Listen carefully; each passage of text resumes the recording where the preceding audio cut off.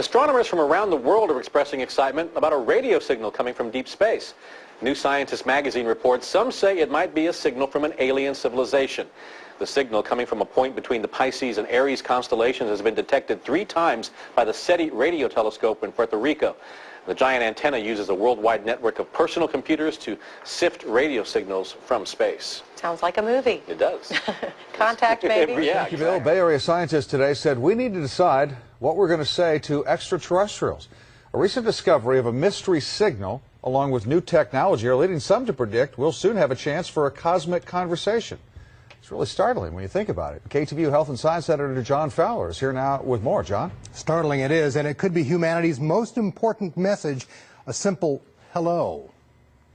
Across the globe, radio receivers like these are listening for a signal of intelligent life in the universe. And as in the movie Contact, real astronomers today say they have at least one mystery signal picked up by this dish in Puerto Rico last month. And they're confident technical advances will turn up a sign of E.T. We probably won't be able to decode it. We'll know they're out there, there's something out there, but we won't know much about their civilization. To come here and, molest us. According to the famous Drake equation, astronomers estimate there are some 10,000 intelligent civilizations just in our galaxy. The nearest one is likely very far away. But many scientists urge caution when it comes to initiating contact. They say it might be foolish, even dangerous for Earth, to assume we know all the risks. I don't think Earthlings should transmit messages right now. We're an emerging civilization. We're just getting in the game. Wertheimer heads the SETI at Home project at UC Berkeley. He says listening is one thing, replying quite another. We're just learning how to do this, and we really don't know what we're up to, and so we need to be careful.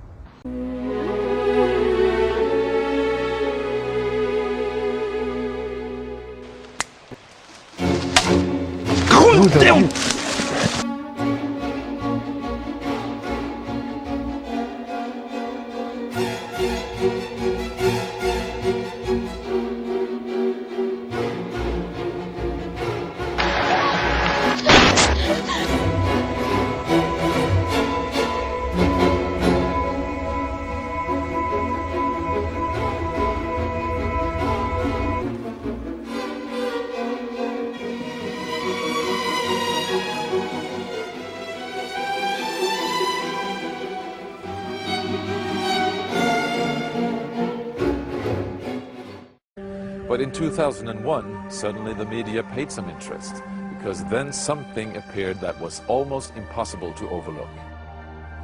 Right behind me is Britain's largest radio telescope, the Chilbolton Observatory. And here it was that the greatest sensation in the crop circle history was to appear in the fields right in front of the telescope. On the morning of 14th of August 2001, a formation was discovered which was different from any other previously seen. From the ground it looked like a tangled mess, wisps of crop spread around in no system. However, in the evening with growing shadows, a picture appeared, unmistakably that of a face. That picture represented a whole new technique, a screen technique, the same that's used for printing a picture on paper. 3 days later, the face was joined by something that looked like a data strip. Rows of counters made out of standing and flattened crop. But soon an astonishing similarity is discovered. In 1974, the astronomer Carl Sagan composed a message that NASA sent into space from the Arecibo telescope in Puerto Rico. Binary figures which constituted a graphic code presenting key factors about humans and the planet we live on. 27 years later, an identical pattern appears in a crop field right in front of a similar radio telescope. However, on closer inspection, it seemed to show that the code contained some fundamental differences. Sagan's message explained our calculation system, the dominant chemical substances within the elements that create life on Earth, about our DNA code, humans' height and quantity, and that we live on the 3rd planet in our solar system, and lastly, a sketch of our radio telescope. The message received described the same calculation system, but that silicon is most dominant in life forms in contrast to carbon. The drawing also clearly shows a humanoid figure with large head in relation to its body. It's also explained that they have an extra string in their DNA, are approximately 4 feet tall, inhabit the 3rd, 4th and 5th planets in their solar system, and have a population of around 21.3 billion. Underneath, the telescope has been replaced by something more complex. 1 year earlier, a strange crop circle had appeared in the same place. Is this the same illustration as in the sender's code? Is this the correspondence radio telescope?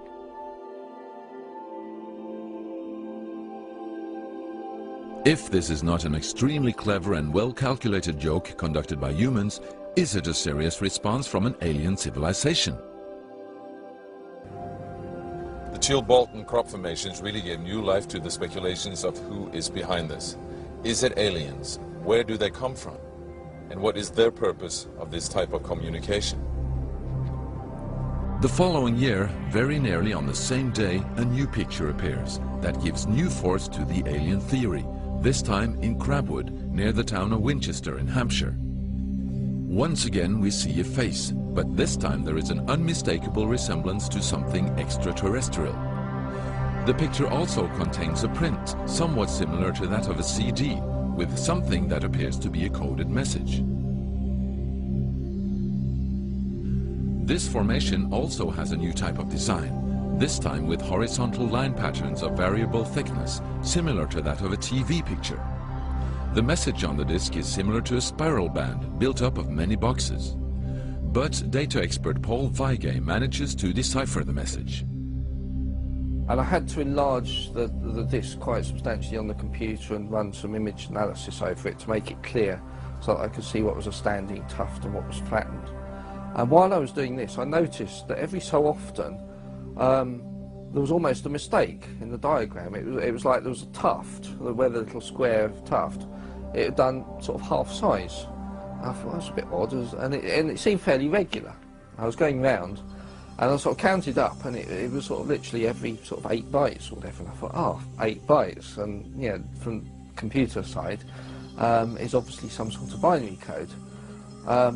So then I did the straightforward thing. I just converted it into ASCII, which is the standard sort of computer language that you encode the alphabet in.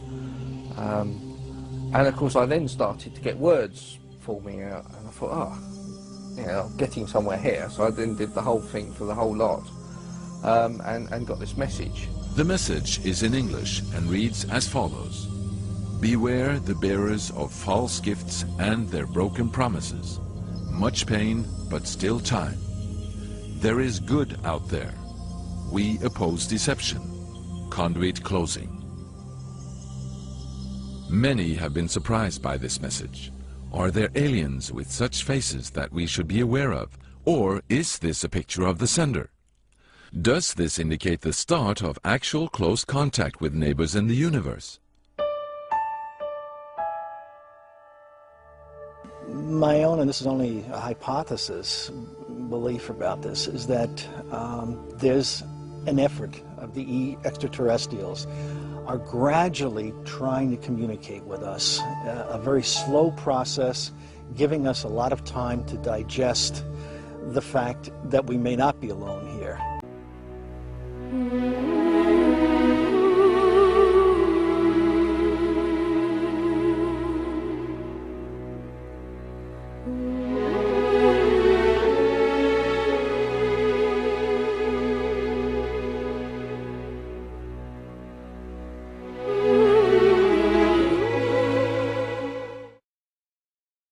Here we have an amateur astronomer capable of catching these things with his small telescope and a small camcorder. As it always goes with discoverers of great things, he has no funding, no high-end telescopes, no high-end cameras. He has found something that through his apparatus that he invented is capable of capturing interstellar spacecraft.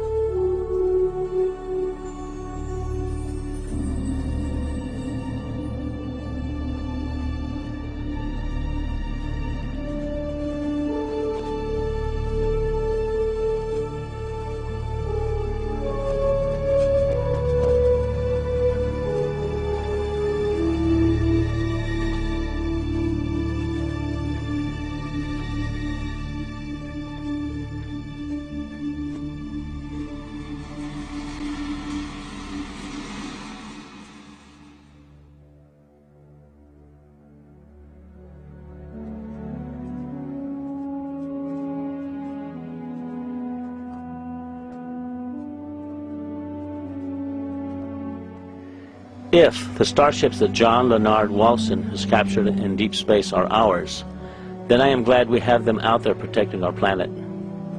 What they are protecting us from is thought-provoking, to say the least. These things are enormous. On the other hand, if they are not ours, I wonder who or what is operating them. There was a fear then that, of something out there. It became a very big concern. Asteroids, UFOs, people coming from other places. Paranoia was also there within the government. You know, at certain levels, you could feel it. You knew it was happening. I noticed the satellites' positionings. I said, now this is supposed to be a system that tracks radar anomalies on Earth, right? You know, the whole thing, the movement. Yep, that's what it does. And I said, well, why are half of them pointed towards the outer space? Towards the moon, towards areas that are just blank space? Well, I don't know, was the reply. He says, never thought about it. He says, well, at least half of those satellites you got up there aren't looking at Earth. I said, what are they looking for? He says, well, you got to have need to know about that. I said, I see. In other words, who's coming? He says, we don't know. End of subject. Ever since I got involved with John Leonard Walton, I always now look at the Big Dipper in a totally different way. I can't wait to have people all over the world seeing them. The great thing about the interstellar starships is we know where they are.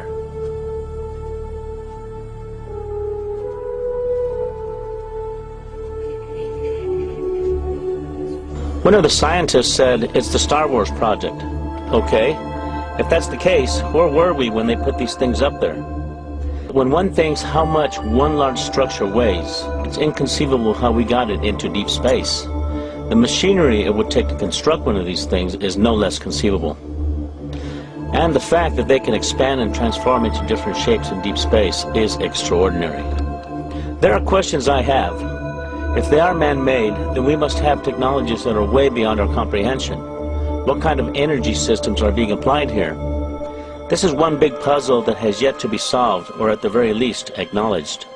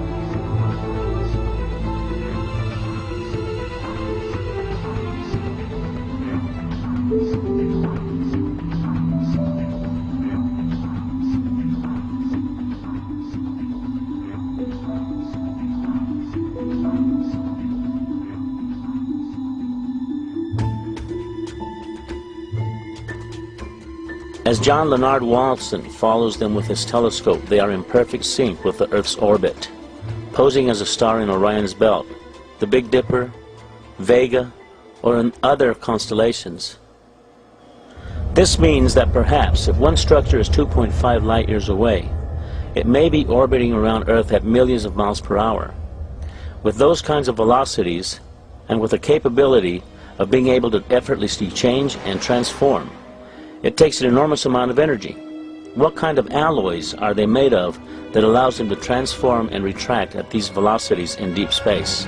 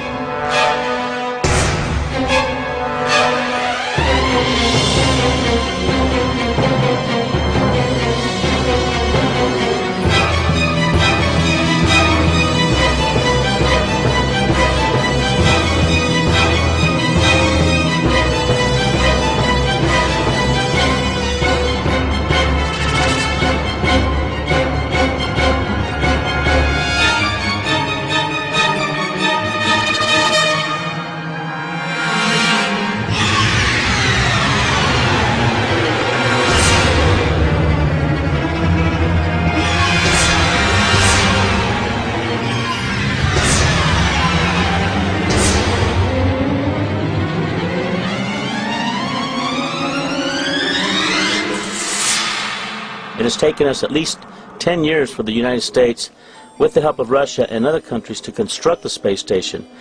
And when you look at these huge structures that are in deep space, you just have to wonder, what are these things? Who inhabits them? There are rumors about secret projects where men and women have been sent into outer space as an exchange program. You need to think about this.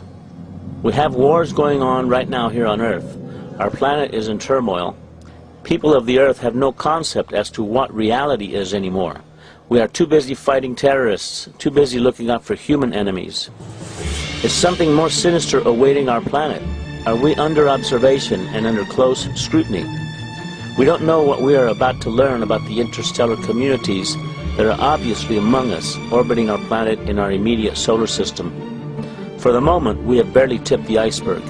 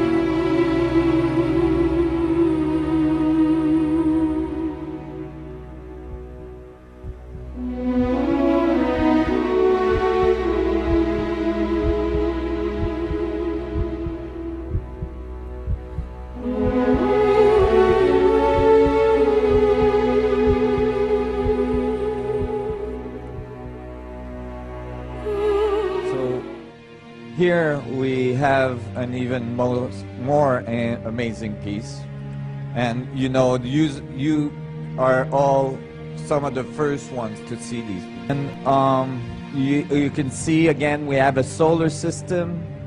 Here is a planet with an atmosphere.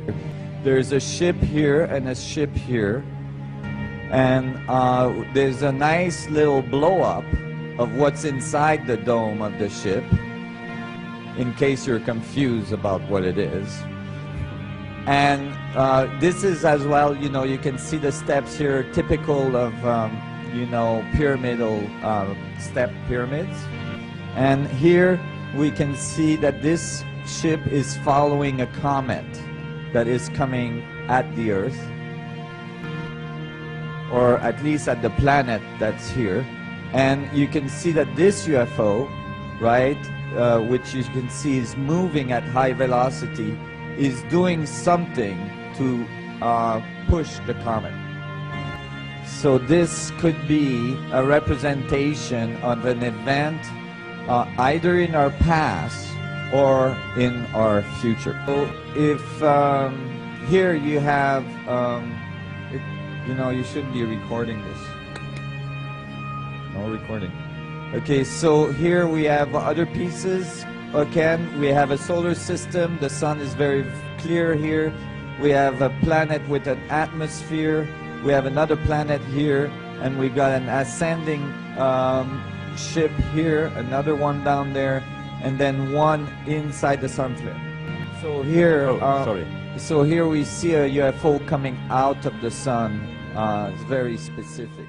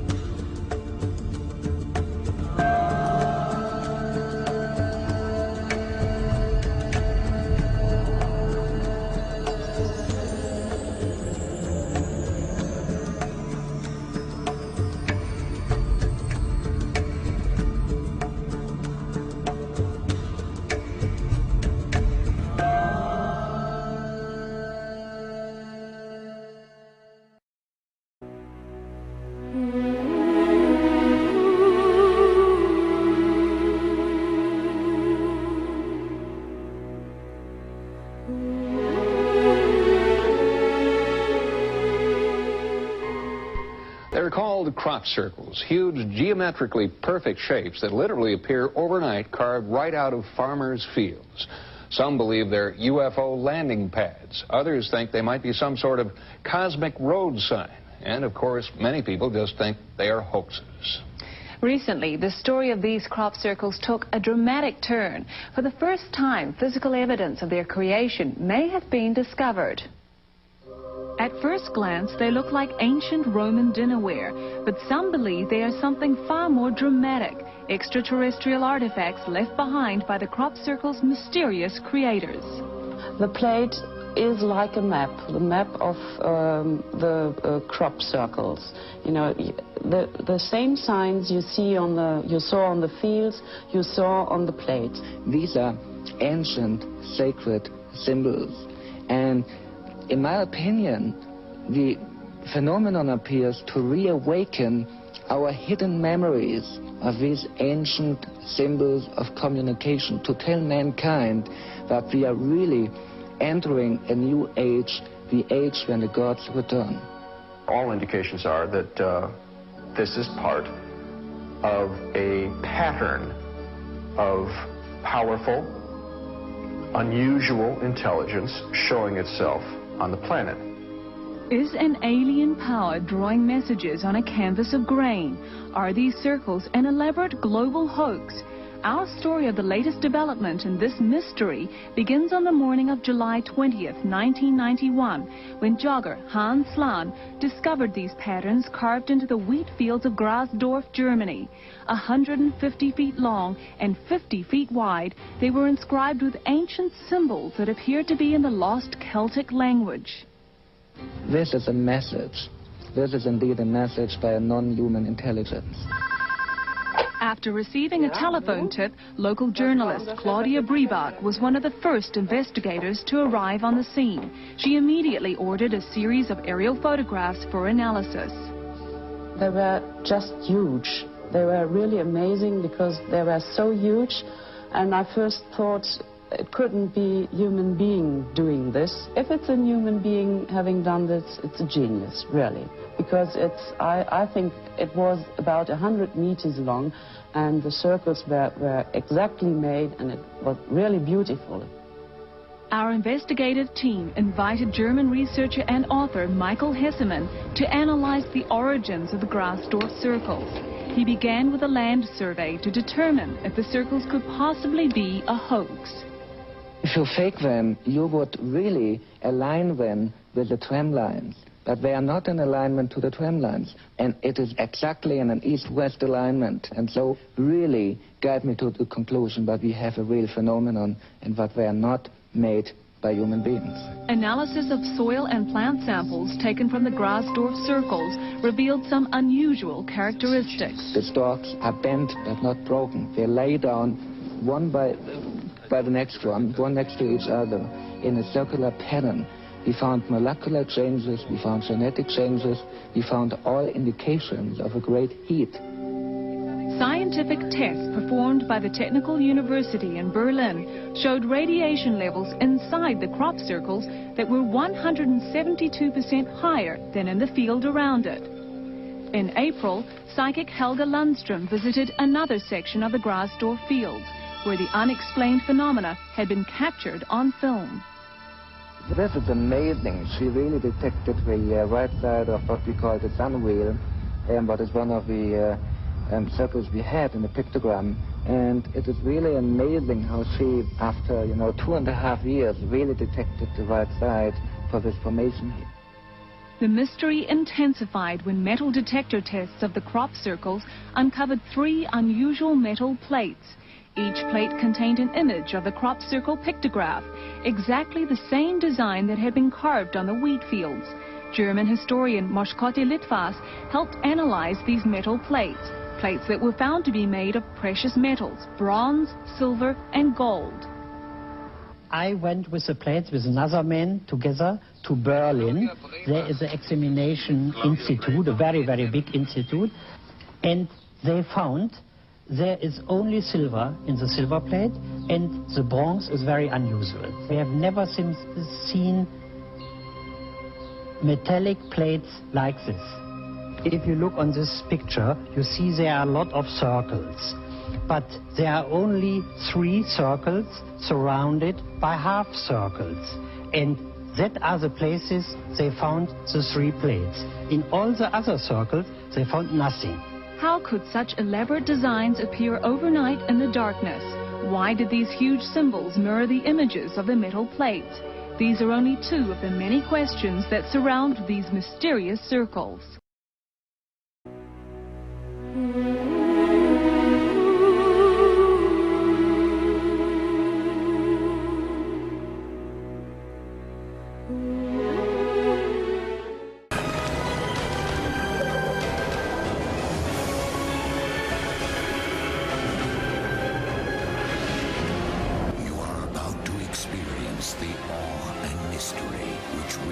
From the deepest inner mind to the outer limits. Please stand by. It's New York City. It's March 7th. Well, partly it's taken to these very strange images that are behind your head right now.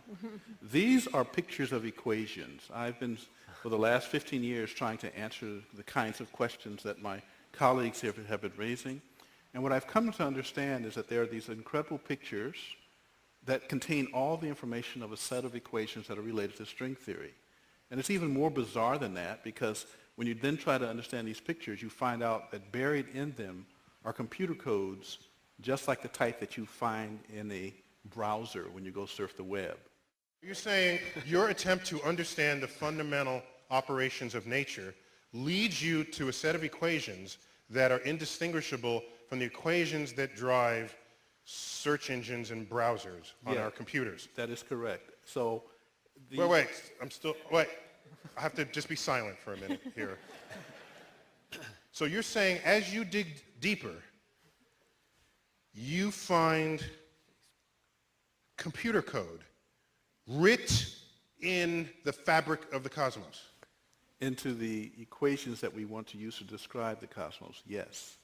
Computer code. Computer code, strings of bits of ones and zeros. It's not just sort of resembles computer code.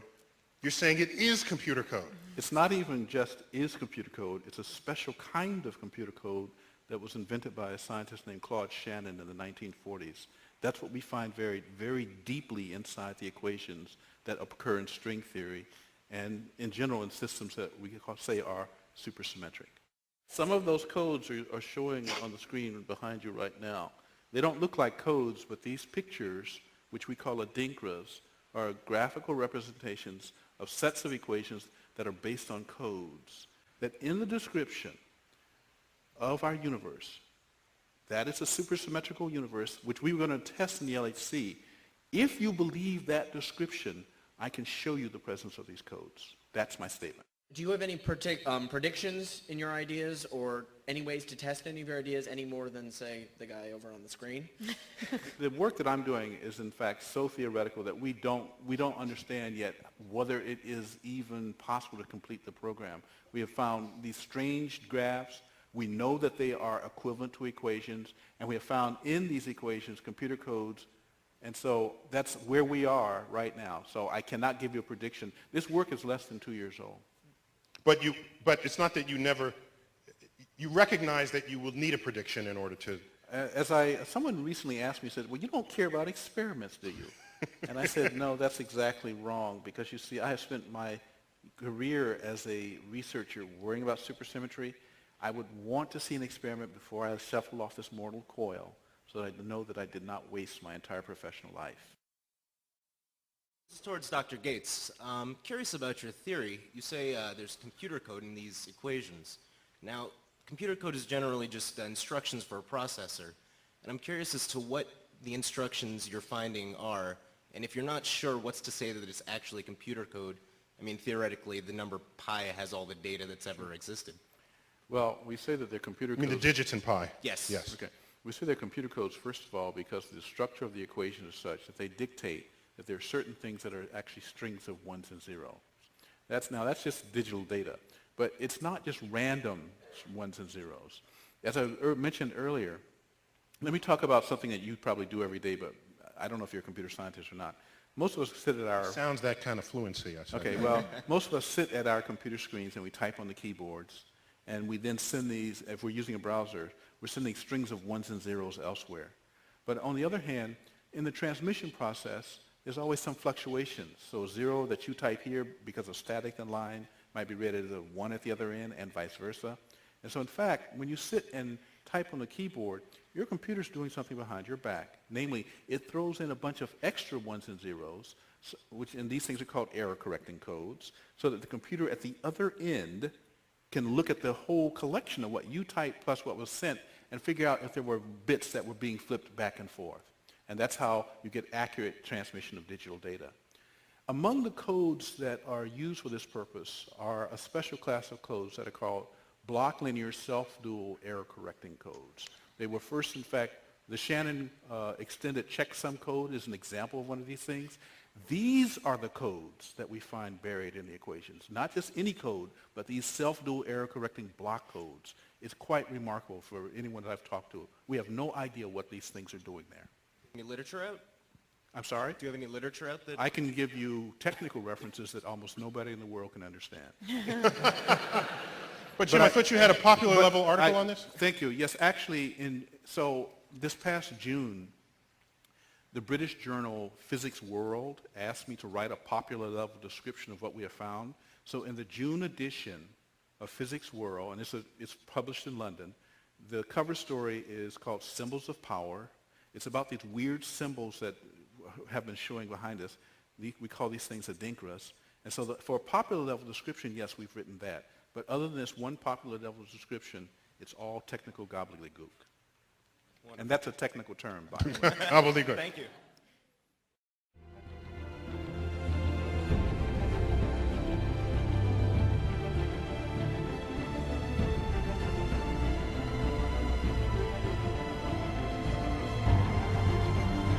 There's a philosopher at Oxford, Nick Bostrom. The argument is called the simulation argument, and he argues that we are all very likely not living in a real universe, but living in a simulated universe. And we are being simulated on the hard drives of computers of the future. Now he gets there with a few simple steps. You simply have to acknowledge that consciousness is at bottom the result of information processing at the level of the brain, and there's nothing magical about brains. It could be information processing in a computer of the future. Most scientists think that's true. They don't think there's anything magical about the wet stuff in our heads, and that consciousness is at some point going to be instantiated in computers. Then you simply have to grant that humans of the future will run simulations of the past in the way that we run simulations, Sims games, and then there's just one short move, that simulated universes, almost by definition, will outnumber real universes. And therefore we are a lot more likely to be among the simulated ancestors than the real ancestors. Now again, this everyone acknowledges it seems a little crazy, but the assumptions that you have to take on board are not so weak.